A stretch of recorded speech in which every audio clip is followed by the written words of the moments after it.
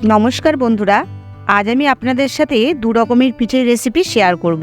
শ্রীকৃষ্ণের প্রিয় পিঠে গোকুল পিঠে আর পাটিসাপটা পিঠে।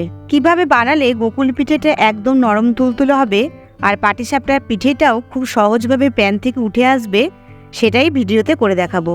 প্রথমেই বানিয়ে নেব গোকুল পিঠে। তার জন্য নিয়ে নিয়েছি 200 গ্রাম মতো আটা, আর এর মধ্যে দিয়ে দেবো 1 চিমটি নুন। এবারে নুন আর আটাটাকে ভালোভাবে মিশিয়ে নিয়ে এর মধ্যে জল দিয়ে একটা ব্যাটার তৈরি করে নেব। আর ব্যাটারটা কিন্তু খুব বেশি পাতলাও হবে না, আবার খুব বেশি ঘনও হবে না। তো দেখুন আটার গোলাটা তৈরি হয়ে গেছে। এবার চিনির শিরা বানানোর জন্য এখানে 1.5 বাটি চিনি দিয়ে দিয়েছি, আর 1.5 বাটি চিনির জন্য 3 বাটি জল দিয়েছি।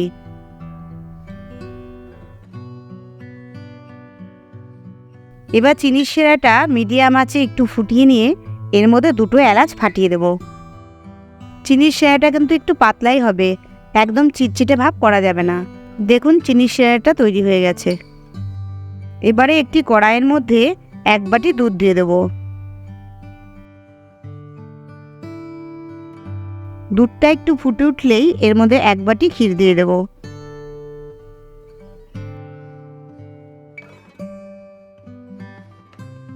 এবারে দুধ আর ক্ষীরটা একটু মিশিয়ে নিয়ে ঠিক যখন এরকম পর্যায়ে আসবে তখন এর মধ্যে 2 চামচ মতো খেজুরের গুড় দিয়ে দেব।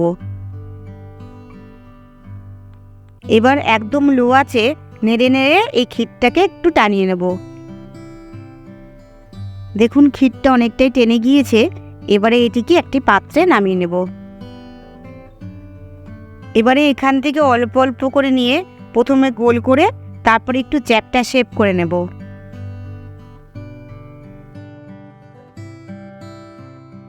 এইভাবে আমি সমস্ত পুরগুলোকে রেডি করে নিয়েছি।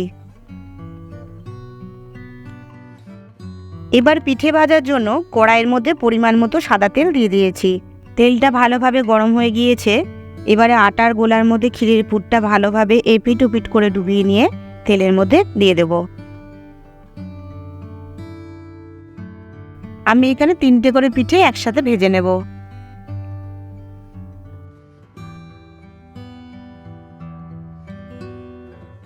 লো টু মিডিয়াম আঁচে পিঠেগুলোকে হালকা লাল করে এপিট ওপিট করে ভেজে তুলে নেব।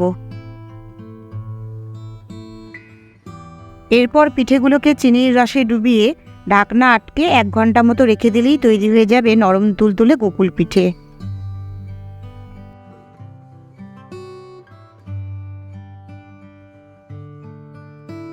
দেখলেন তো গোকুল পিঠে বানানো কতটা সহজ। এবারে পাটিসাপটা পিঠে বানানোর জন্য আমি এখানে 1 কাপ আতপ চাল 2 ঘন্টা মতো ভিজিয়ে রেখেছিলাম। সেটা একটা ছাঁকনির মধ্যে দিয়ে জলটাকে ঝরিয়ে নিয়ে একটি মিক্সিতে চালগুলিকে দিয়ে দেব।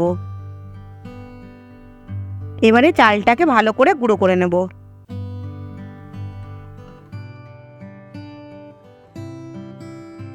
দেখুন এইভাবে মিহি করে গুঁড়ো করে নিতে হবে।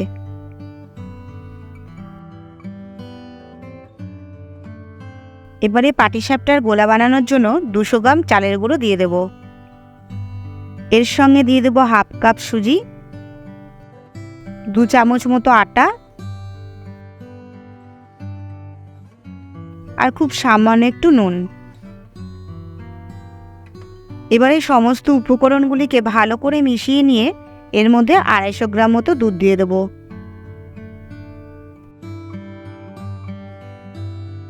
এবার খুব ভালো করে এটাকে মিশিয়ে নিতে হবে।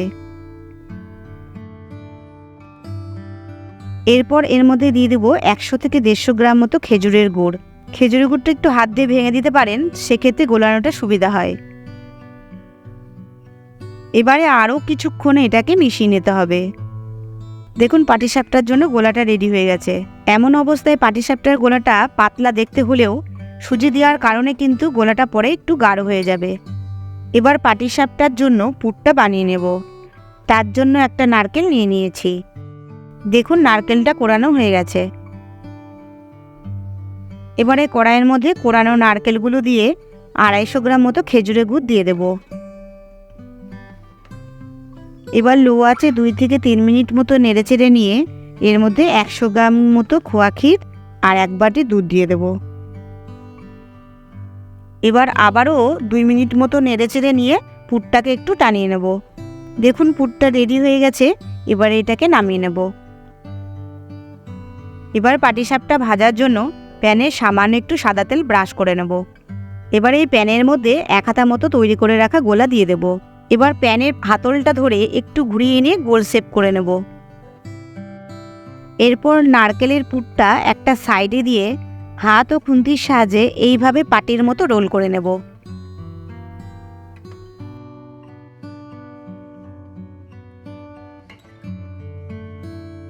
দেখুন কতটা সহজেই পাটিসাপটাগুলো প্যান থেকে উঠে আসছে। এইভাবেই আমি সমস্ত পাটিসাপটাগুলো ভেজে নিয়েছি। তো আমার এই রেসিপিটি যদি ভালো লেগে থাকে তো অবশ্যই লাইক, কমেন্ট, শেয়ার করতে ভুলবেন না। ধন্যবাদ।